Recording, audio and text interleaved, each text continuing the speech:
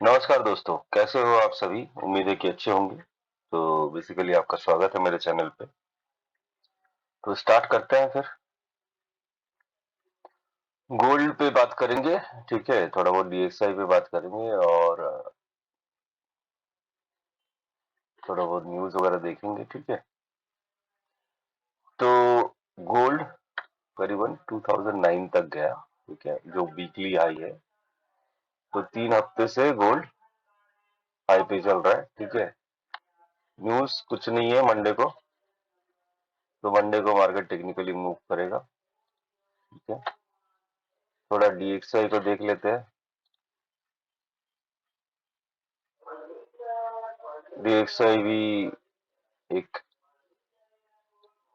Flag type का pattern बना रहा है। मुझे लगता है कि अगले हफ्ते डीएक्सआई ऊपर ही जाएगा, ठीक है? मंडे को 200 एमए के आसपास सपोर्ट ले सकता है, ठीक है? 200 एमए के आसपास सपोर्ट ले सकता है, वन वन 106 के आसपास, ठीक है? ऊपर की तरफ रेजिस्टेंस रहेगा 107.24, नीचे की तरफ 105.54। तो यही रहेगा, ठीक है? कुछ ज्यादा चेंजेस नहीं है। गोल्ड पे आ जाते हैं।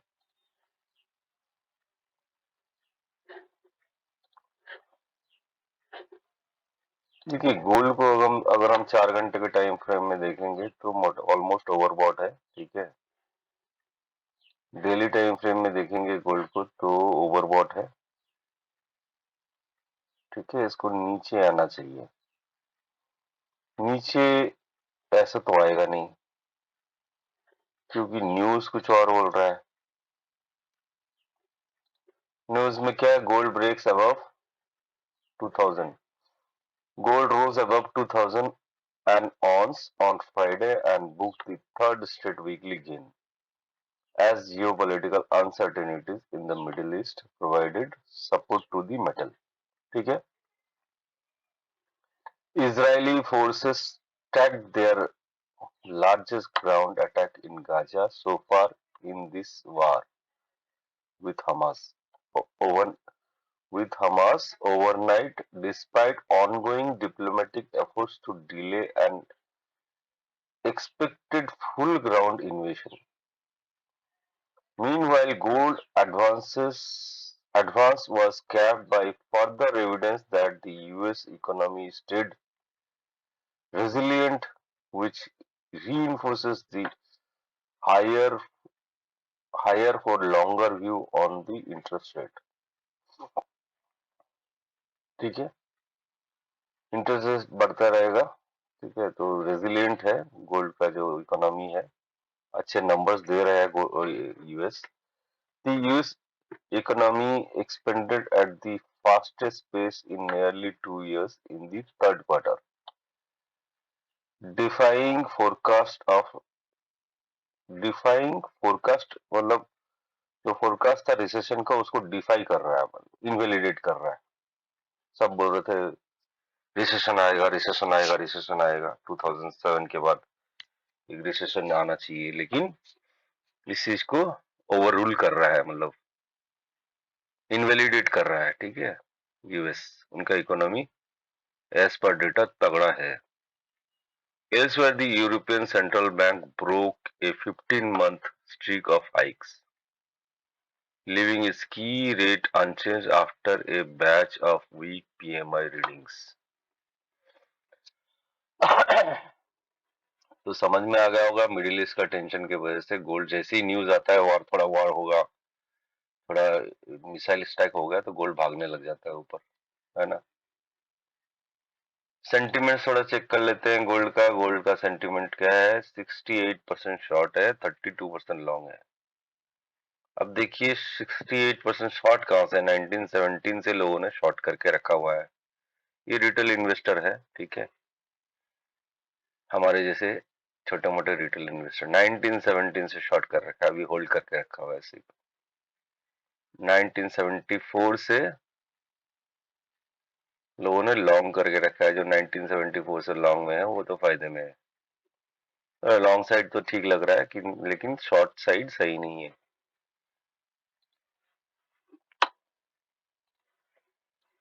अभी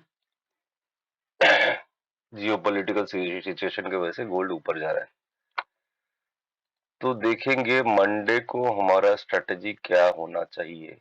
ठीक है, इस पे बात करेंगे। ठीक है, अगर डेली टाइम फ्रेम में देखेंगे तो डे लो जो है वो है 1977.14। ठीक है, और जो पीवोट है या मिडिल पॉइंट है या फिबोनाची 50 है वो है अराउंड 1993। ठीक है, तो मैंने ऑब्जर्व किया एक ट्रेंड लाइन बना रहा है। ठीक है, गोल्ड एक ट्रेंड लाइन बना रहा है। तो मंडे को हमने क्या करना है, मंडे को अगर गोल्ड यहाँ से रिजेक्ट होके 2009 से रिजेक्ट होके, ठीक है, ऐसे रेड कैंडल दे रहा है तो नीचे आने का चांस है, रिजेक्ट होके 1991, 92, 93 इस ट्रेंड लाइन में आता है और टकरा के ऊपर जाता है। ठीक है, तो बाई कर सकते हैं अप टू 2009। 2009 को तोड़ के रिटेस्ट करके फिर ऊपर जाता है। ठीक है, तो फिर हमने फिर से बाई करना है। ठीक है, बाई कंटिन्यूएशन रखना है। यहाँ से रिजेक्शन होगा तो हमने बाई पोजीशन को काट देना है।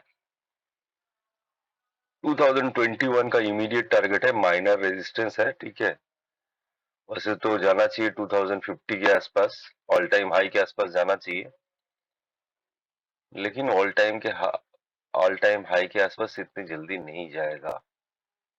1992 तक आ सकता है। अच्छा, मार्केट अगर ये ट्रेंड लाइन को तोड़ देता है, 1984 में आता है, तो यहाँ से भी बाई कर सकते हैं, लेकिन कोई सिग्नल कैंडल दिखाएगा तो 1984, 1981, 1977 ये एक स्ट्रॉन्ग सपोर्ट जोन है। देखिए यहाँ पे, देखिए सपोर्ट यहाँ पे रिजेक्ट हुआ। ठीक है, यहाँ इस एरिया में रिजेक्ट हुआ, यहाँ पे रिजेक्ट हुआ, इसको तोड़ा। ठीक है, फिर नीचे तोड़ा, मतलब ये एरिया एक सपोर्ट जोन है 1981 से 84 एरिया। इस एरिया में आता है, मंडे को टकराता है, इसको इस यहाँ से बाउंस बैक लेता है, कोई सिग्नल कैंडल देता है, बुलिश एनगल्फिंग या हैमर, या कोई बड़े टाइम फ्रेम में, मतलब तो 1 घंटे के टाइम फ्रेम में अगर कुछ देता है तो बाई करके चल सकते हैं। ठीक है, थोड़ा लंबा सा अगर इसका देखेंगे, थोड़ा ट्यूसडे वेडनेसडे एरिया का तो देखेंगे, तो 62 और 53 वाला एरिया जो है इम्पोर्टेंट रहेगा। ठीक है, तो इस एरिया में मंडे को नहीं जाएगा, लेकिन जा सकता है उसके बाद, मंडे के बाद। तो यही रहेगा कि 1992, 1984 इस एरिया में आएगा तो बाई करके चल सकते हैं 1984 के एरिया में। ठीक है, नीचे की तरफ सपोर्ट बता दिया, ऊपर की तरफ रेजिस्टेंस बता दिया है। ठीक है,